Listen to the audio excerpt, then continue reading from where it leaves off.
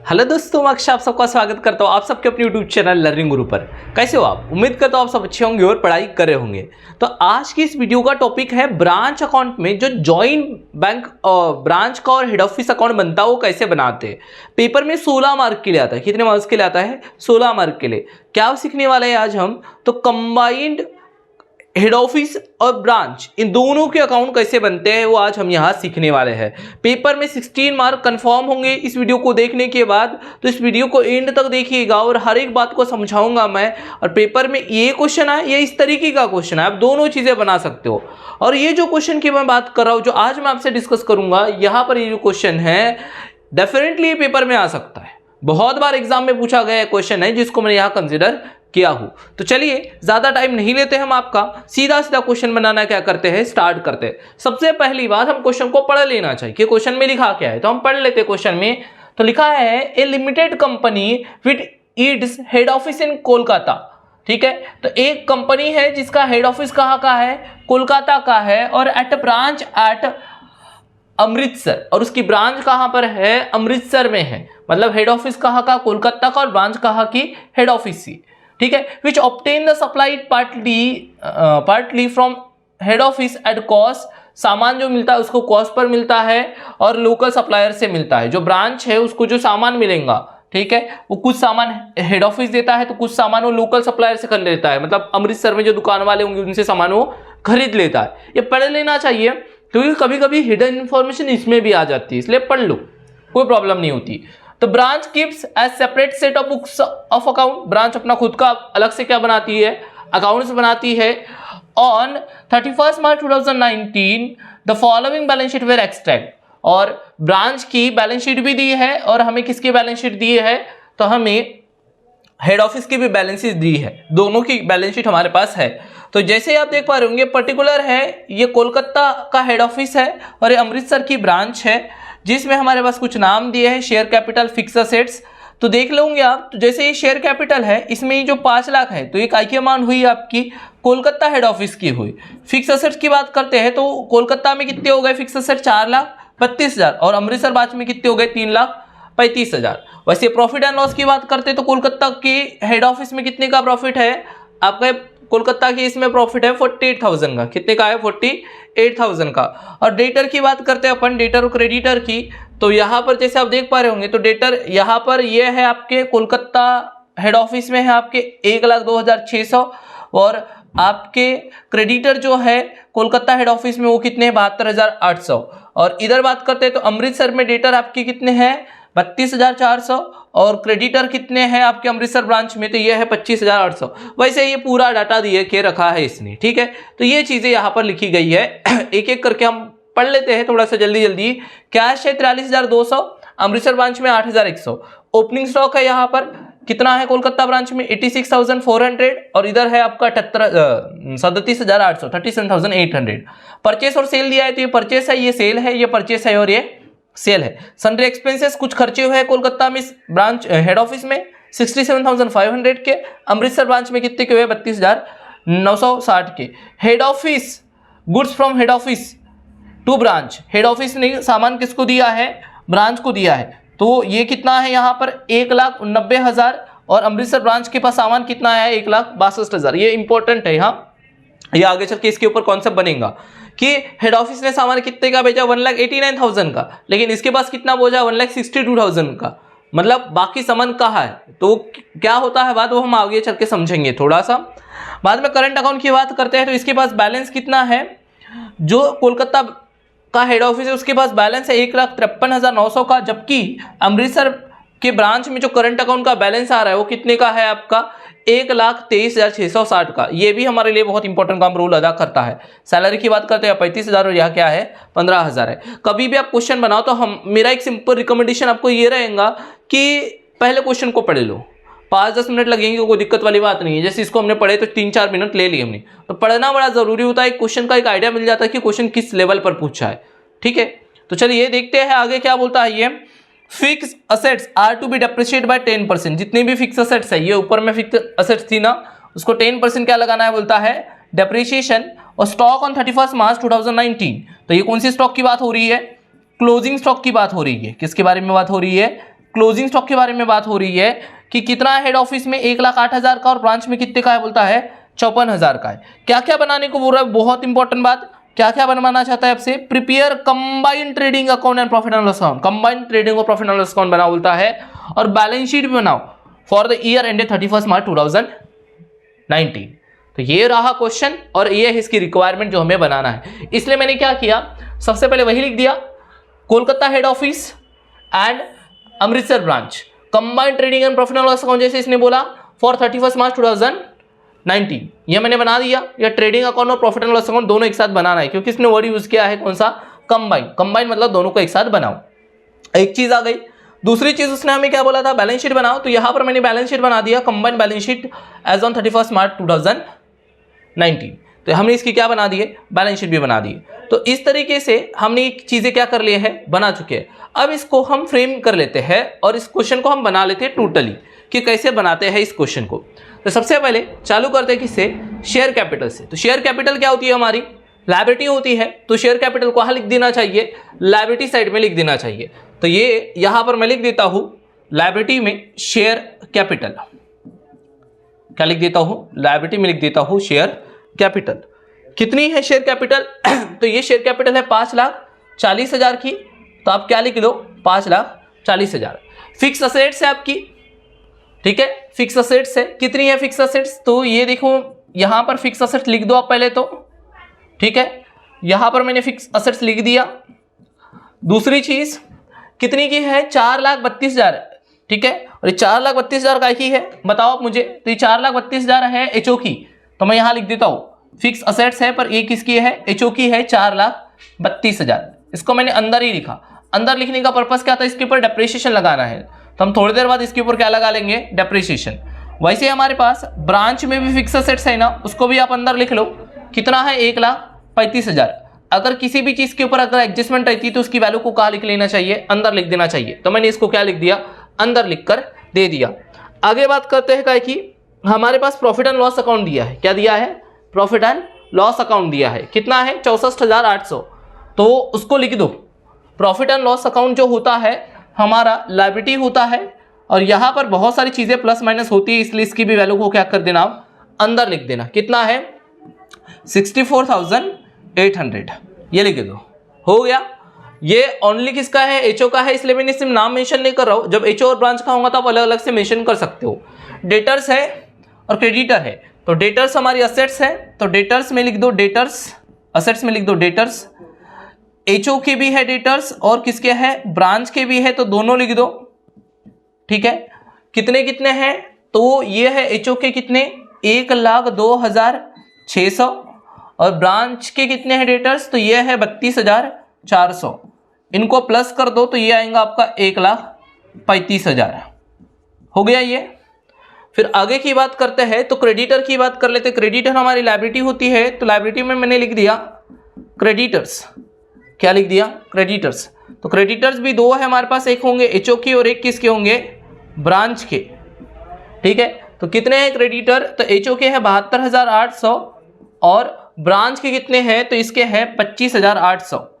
अगर मैं दोनों को मिला देता हूं तो ये हो जाएगा 0 0, ये हो जाएगा 16 के 6, कैरी हो गया 1, ये 8 और ये 9, 98,600। दोनों को क्या कर दिया मैंने, मिला दिया। कैश है, कैश कितना है आपके पास, जैसे मैं बुक ले लेता हूं क्योंकि मुझे बार बार उधर देखना पड़ रहा है, तो बुक में मेरे पास क्या है, क्वेश्चन है, तो मैं डेफिनेटली इसे जल्दी जल्दी कर लूंगा, आप वहां पर देखेंगे।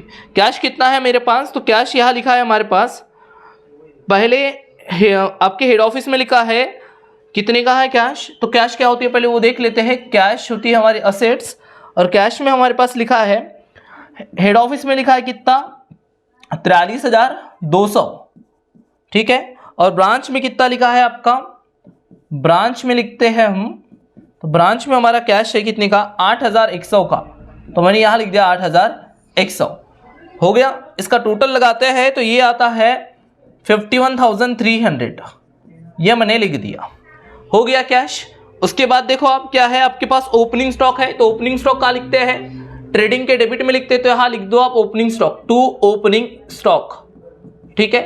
तो ओपनिंग स्टॉक कितना कितना है, तो ओपनिंग स्टॉक है हेड ऑफिस में है 64,400 सॉरी 86,400 और दूसरे इसमें है 37,000 और ये है यहाँ पर 800, यह मैंने लिख दिया। फिर आगे की बात करते हैं तो परचेज एंड सेल दिया है, कोई रिटर्न है क्या देख लो एक बार, परचेज रिटर्न, तो क्वेश्चन में कोई रिटर्न दिया नहीं है तो डायरेक्ट लिख दो परचेज, दोनों का परचेज देख लो आप। तो परचेज की पहली अमाउंट है हेड ऑफिस में 17,28,000 और दूसरे इसमें है 97,200, ये मैंने लिख दिया। आगे की बात करते हैं, सेल भी है वहां पर उन्हीं के साथ जुड़ा हुआ, तो सेल भी ले लो। तो सेल्स है, सेल्स दिया है आपके पास कितना, 17,82,000 हेड ऑफिस का है और दूसरा है 3,51,000 का काय का, ब्रांच का, हो गया। फिर आगे की बात करते हैं सन्ड्री एक्सपेंसेस, तो यहां पर हम थोड़ा सा इसको क्लोज कर देते, कंबाइंड मतलब यहां तक हमारा क्या हो गया, ऐसे क्लोज कर दे, इतना मतलब यह है कि यहां तक हमारा ट्रेडिंग अकाउंट है और इसके बाद जो बनेगा वो होगा हमारा प्रॉफिट एंड लॉस अकाउंट। तो यहां लिख देता हूं सन्ड्री एक्सपेंसेस, क्या लिख देता हूं, सन्ड्री एक्सपेंसेस। कितना है सन्ड्री एक्सपेंसेस चेक करके आप देख लो, एक में है 67,750, 67,700 सॉरी 67,500 है, इसको मैं हटा देता हूं, ठीक है, 67,500 67,500 और फिर है दूसरे इसमें 12,960, तो मैंने ये 12,960 लिख दिया। देखो मेन चीज थी ये goods from head office to branch, कि हेड ऑफिस ने सामान भेजा है, कितने का भेजा है, तो यहां पर भी आप चेक कर सकते हो 1,89,000 और कितना है 1,62,000। हेड ऑफिस ने भेजा इतना है लेकिन मिला कितना है इसको, 1,62,000 का। तो ये हमारे बाद में एक वर्किंग के काम आएगा, अभी हम इसको वर्किंग को थोड़ी देर के लिए स्टॉप रखेंगे, आगे चल के हम बताएंगे कि इसका क्या करना है। 2 मिनट रुक जाओ आप इस बात के लिए, तो फिर इसकी एक एंट्री आप करवा लो। कितना सामान भेजा एचओ ने भेजा 1,89,000 पर मिला कितना इसको, तो इसको मिला 1,62,000, तो मिला तो इसको एंट्री देख लो आप, अच्छे से देखना, हाँ इंपॉर्टेंट है बहुत। हेड ऑफिस के पास से गया है तो हेड ऑफिस के क्रेडिट में लिखो आप, क्या लिखेंगे, goods send to branch, head office ने भेजा है, कितना भेजा है 1,89,000, तो यहां लिख दो 1,89,000 लिख दिया मैंने। फिर बात करते हैं ब्रांच को कितना मिला है, तो इसको मिला है 1,62,000 का, तो यहां लिखेंगे गुड्स फ्रॉम एचओ को से सामान मिला है, किसको मिला है, ब्रांच को, तो यहां डैश दे दो, और ब्रांच को मिला है तो वो अमाउंट 1,62,000 कहां लिख दो, ब्रांच में लिख दो। इसका बड़ा गेम है, आगे चल के और भी आपको समझ में आएगा। करंट अकाउंट के बैलेंस को कुछ करने की जरूरत फिलहाल नहीं है, ये सबसे लास्ट में किया जाएगा, ठीक है। आगे देखते हैं, तो हमारे पास क्या है और चीज, एक और लास्ट चीज है सैलरी। सैलरी कहाँ लिखते हैं, प्रॉफिट एंड लॉस के डेबिट में, तो लिख दो हेड ऑफिस में सैलरी कितनी की आपकी 35,000 की है और आपके ब्रांच में जो सैलरी है वो कितने की है, 15,000 की है, हो गया। फिर अगर हम इसकी बात करते हैं किसकी, फिक्स असेट्स के ऊपर, तो कितना परसेंट डेप्रिसिएशन बोला था, 10%। अब लगा लो इसके ऊपर 10% डेप्रिसिएशन, पे वो फिक्स असेट का 10% निकालता हो तो ये होता है 43,200 और इसका 10% निकालता हो तो ये होता है आपका 13,500। अब इसको माइनस कर दो डेप्रिसिएशन, इसमें से ये माइनस कर देता हूं अभी मैं यहाँ पर, ऐसे ही आप कैलकुलेटर का यूज करके क्या कर देना, माइनस कर देना, ताकि अमाउंट जो हो गलत ना आए, क्योंकि गलत अमाउंट से क्वेश्चन क्या हो जाएगा आपका, रॉन्ग हो जाएगा। ये आ गया 3,88,800, अभी तो मेरे पास कंबाइन ही दिया है, यहां से माइनस कर लेता हूं ये 500, फिर इधर 1 लिख देते हैं, फिर इधर 1 लिख देते हैं और यहां पर 1 लिख देते हैं। तो टोटल मिला के हमारे पास ये आंसर आ चुके हैं, इस तरीके से बन गया। तो देख लेते हैं कोई कैलकुलेशन एरर तो नहीं हुआ है, तो यहां पर ये एरर हुआ है कि 5 में से 3 गए, तो कह रहे एक तो वहां से ले लेते, तो एक क्या आएगा 1,21,500, इसलिए बोला था मैंने किससे कर लेना माइनस, आप 10% डेप्रिसिएशन माइनस कर लेना कैलकुलेटर से, ताकि आपको माइनस में कोई दिक्कत आए ना। कभी कभी क्या होता है, एग्जाम का प्रेशर इतना होता है कि कैलकुलेशन एरर्स हो जाते हैं, तो थोड़ा सा उसको ध्यान से ही करेंगे। ये हमारा डेप्रिसिएशन है, तो कहाँ लिखते हैं, प्रॉफिट एंड लॉस के डेबिट में लिखते हैं डेप्रिसिएशन, तो ये देखो यहाँ से ये आपका एचओ का डेफिनेशन 43,000 और ये 13,500 या 43,200 और यहाँ पर कितना आया है आपका, दूसरे वाली अमाउंट देखते हैं तो कितनी थी, 13,500। ये हो गया। बाद की बात करते हैं क्लोजिंग स्टॉक की, तो क्लोजिंग स्टॉक लिख देते हैं हमारा क्लोजिंग स्टॉक।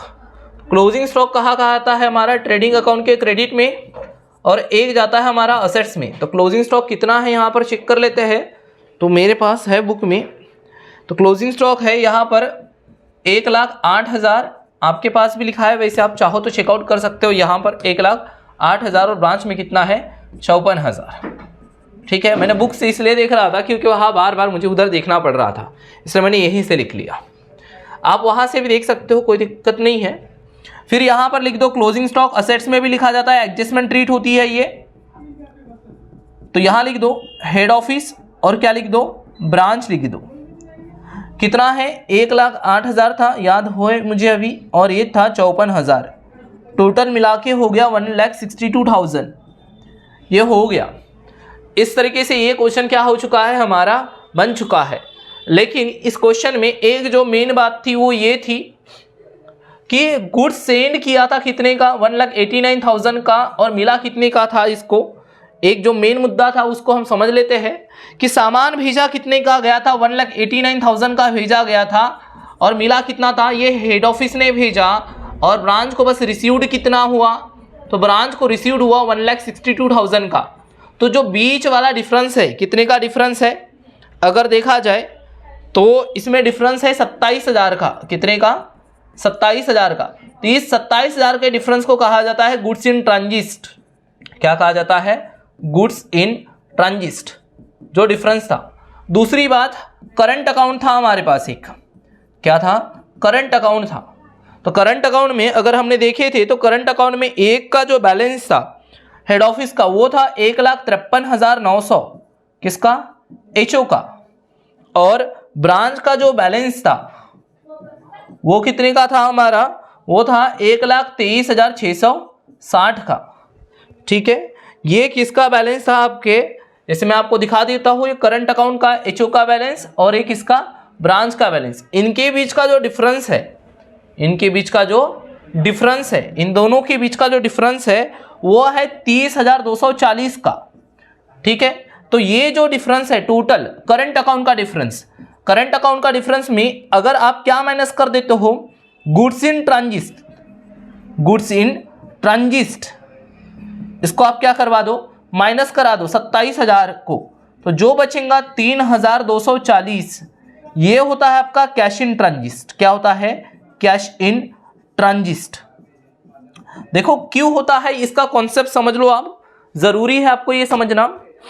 तो नॉर्मली क्या होता है कि जब इसने हेड ऑफिस ने अकाउंट बनाया तो इसके पास ब्रांच का जो बैलेंस निकल के आया हुआ है 1,53,900 का, और जब ब्रांच ने खुद की अकाउंटिंग किया तो इसमें हेड ऑफिस का बैलेंस कितना निकल के आया, 1,23,660 का। मतलब दोनों के इसमें फर्क है। ये बोल रहा है कि मुझे हेड ऑफिस बोल रहा है कि मुझे ब्रांच से 1,53,900 लेना है, लेकिन ब्रांच वाला बोल रहा है कि मुझे हेड ऑफिस को 1,30,660 रुपये देना है। तो अब इनके बीच में जो फर्क है वो कितने का है, 30,240 का है, जिसमें एक मेन रीजन था गुड्स इन ट्रांजिट, कितने का, 27,000 का। तो एक तो चीज यहां से निकल गई, और दूसरा था आपका कौन सा, कैश इन ट्रांजिट। ठीक है, क्योंकि अगर ये 30,240 में से 27,000 अगर आपके क्या है गुड्स इन ट्रांजिट के है, तो बचे हुए क्या है आपके कैश इन ट्रांजिट के। और इन दोनों नामों को आपको कहाँ लिखना पड़ता है, इन दोनों नामों को आपको लिखना पड़ता है असेट्स में। क्या है, गुड्स इन ट्रांजिट, और एक था हमारा कैश इन ट्रांजिट। इन दोनों नामों को हम लिख देते हैं। तो कितना था गुड्स ट्रांजिट में, 27,000, और एक था कैश, कितना था, 3,240। इस तरीके से इस क्वेश्चन को क्या किया जाता है, बनाया जाता है। अब ये पूरा क्वेश्चन क्या हो चुका है, बन चुका है। बस आपको अब इसका क्या करना है, कैलकुलेशन करना है और इसको क्लोज करके रख देना है। तो चलिए इसका क्या लगा लेते हैं अपन, कैलकुलेशन लगा लेते हैं जल्दी से। तो जैसे कि आप कैलकुलेटर पर कर लेना, इसके टोटल जो आएंगी मैं अभी लगा लेता हूँ यहाँ पर, 4,05,000 आनी चाहिए। और इसके टोटल अगर हम करते हैं तो ये आती है 20,79,000 ये टोटल आती है इसकी, आप लगा लो। और टोटल इधर की साइड की ज़्यादा है तो 4,05,000 और 20,79,000 मैं लिख देता हूँ। और यहाँ पर जो बैलेंस आता है उसे क्या नाम दिया जाता है? Gross profit. आपने इसके पहले बनाए हो ट्रेडिंग अकाउंट बहुत बार, तो इसमें से ये पूरी अमाउंट्स को माइनस कर दो आप। इसमें से ये पूरी अमाउंट, ये अमाउंट और ये अमाउंट, दो अमाउंट, तो कितना बचेगा? 2,64,600। और इसमें से अगर ये पूरी अमाउंट माइनस करते हो तो कितना बचेगा? 1,08,000। आपके पास कैलकुलेटर अलाउ होता है तो कैलकुलेशन में कोई दिक्कत नहीं आनी चाहिए आपको। इसमें से ये तीनों अमाउंट को क्या किया मैंने? माइनस किया। ये ग्रॉस प्रॉफिट किधर लिखा जाता है? फिर आपके प्रॉफिट एंड लॉस के क्रेडिट साइड में। तो यहाँ पर मैंने लिख दिया प्रॉफिट एंड लॉस के क्रेडिट साइड में ग्रॉस प्रॉफिट कितना था? 2,64,600 और ये था 1,08,000। देखते हैं किस साइड की टोटल ज़्यादा है, तो रिमेन इधर साइड की टोटल क्या दिख रही है? ज़्यादा दिख रही है। तो मैं यहाँ लिख देता हूँ 2,64,600 और यहाँ लिख देता हूँ 1,08,000। इसमें भी लिख देता हूँ वही 1,08,000 और यहाँ लिख देता हूँ 2,64,600। अब इस टोटल में से ये डेबिट वाली माइनस और इसमें से ये वाली माइनस करवा दो तो आपको क्या मिलता है? नेट प्रॉफिट मिलता है। आपने पढ़े हो बेटा। चलो इसमें से ये सब माइनस करवा देंगे आप। कैलकुलेटर अलाउ होता है जैसे मैंने आपको पहले ही बताया। तो यहाँ बचेगा 1,18,900 और इसमें से ये माइनस कर दोगे तो ये आपके पास बचेगा 66,540। तो ये हो गया आपका हेड ऑफिस का नेट प्रॉफिट और ये हो गया आपका ब्रांच का नेट प्रॉफिट। इस तरीके से क्या निकल के आ गए? दोनों के प्रॉफिट निकल के आ गए। अब दोनों के प्रॉफिट को, जो हमारे पहले वाले प्रॉफिट थे, ये था ना हमारा प्रॉफिट, इसमें प्लस कर दो आप, लिख दो हेड ऑफिस का P&L, हेड ऑफिस का प्रॉफिट एंड लॉस अकाउंट, और एक किसका था? ब्रांच का था। तो इन दोनों से कितना कितना आया था वो लिख दो। ब्रांच अकाउंट का P&L है ये, ठीक है, या ब्रांच का नेट प्रॉफिट। तो पहले वाले से आया है 1,18,900 हेड ऑफिस से और ब्रांच से आया है 66,540। इन सब का प्लस कर दोगे तो ये आएगा आपका 2,50,240। इस तरीके से ये क्वेश्चन क्या हो जाएगा? बन जाएगा। अब आपका एक फाइनल काम बचता है कि इनका क्या कर लो? टोटल कर लो। अगर बैलेंस शीट की टोटल मैच हो गई तो समझना कि आपका बनाया गया क्वेश्चन क्या है? सही है। तो यहाँ पर देखते हैं, तो इसकी टोटल लगाता हूँ मैं, तो ये आती है 8,88,840। अब कैलकुलेटर उठाइए और लगाइए, 8,88,840 ही इसकी क्या आएंगी? टोटल आएंगी दोनों साइड की। अब जब दोनों साइड की टोटल आ जाती है तो ऐसा समझा जाता है कि आपका बनाया गया क्वेश्चन क्या है? करेक्ट है। और अगेन मैं बता दूं, ऐसा ही क्वेश्चन आपको 16 मार्क्स के लिए आएगा और अगर आपकी किस्मत अच्छी रही तो सेम ही क्वेश्चन आपको कितने मार्क्स के लिए देखने को मिलेगा पेपर में? 16 मार्क्स के लिए देखने को मिलेगा। उम्मीद करता हूं कि जितनी भी बातें मैंने आपको बताऊं सभी की सभी बातें समझ में आ गई होंगी और ये क्वेश्चन आपको समझ में आ गया होगा। फिर भी अगर कोई डाउट है तो आप कमेंट्स के जरिए बताइए और वीडियो कैसी लगी ये भी हमें ज़रूर बताइए, और ताकि हम ऐसे ही वीडियोज़ आपके लिए बनाते रहेंगे। लाइक कर दीजिएगा वीडियो को, चैनल को सब्सक्राइब कीजिए और वीडियो को अपने दोस्तों के साथ भी शेयर कीजिए ताकि उन लोगों को भी ये कॉन्सेप्ट समझ में आए।